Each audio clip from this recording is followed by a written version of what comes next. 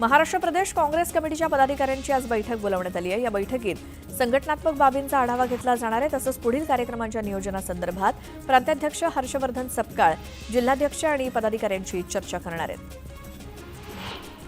राज्य मंत्रिमंडळाची आज महत्त्वाची बैठक होणार आहे। कॅबिनेट बैठकीपूर्वी शिवसेना मंत्र्यांची प्री कॅबिनेट बैठक होणार आहे। प्री कॅबिनेटमध्ये काय चर्चा होणार हे अद्याप गुलदस्त्यात आहे।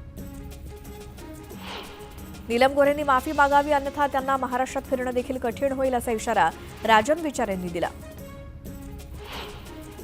राष्ट्रवादीचे अध्यक्ष शरद पवार आज हिंगोली दौऱ्यावरती आहेत। स्वातंत्र्य सैनिक माणिकराव देशमुख यांच्या शताब्दी गौरव सोहळ्यासोबतच विविध कार्यक्रमांना ते हजेरी लावणार आहेत। पुणे शहर, जिल्हा आणि पिंपरी चिंचवड शहर कार्यकारिणीची खासदार सुनेत्रा पवार यांच्या प्रमुख उपस्थितीत बैठक पार पडली। यावेळी राष्ट्रवादी महिला काँग्रेस सदस्य नोंदणी अभियानाचा शुभारंभ करण्यात आला।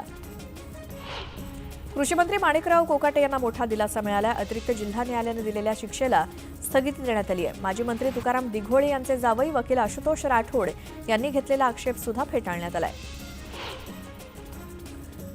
मनोज जरांगे पाटील आज मस्साजोगला जाणार आहेत। मस्साजोगचे नागरिक आणि देशमुख कुटुंबियांच्या अन्नत्याग आंदोलनाला पाठिंबा देण्यासाठी जरांगे आज मस्साजोगमध्ये दाखल होतील।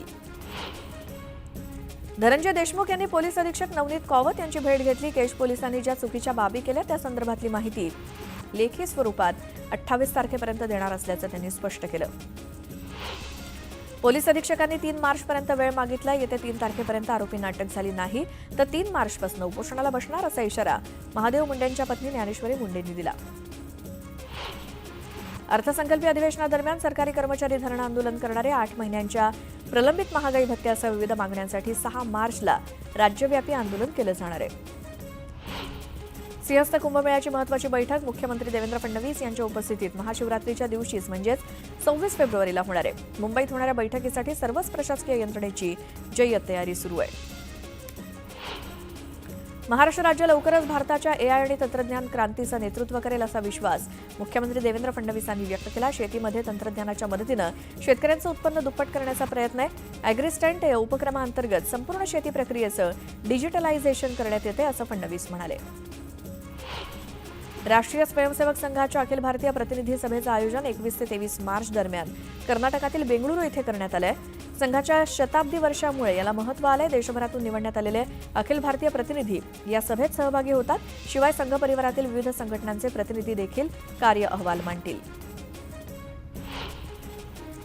एक मोठी बातमी आहे। शिंदे सरकारच्या काळातील कृषी आणि पणन मंत्री अब्दुल सत्तारांचा कारभार महायुतीच्या रडारवर आलाय।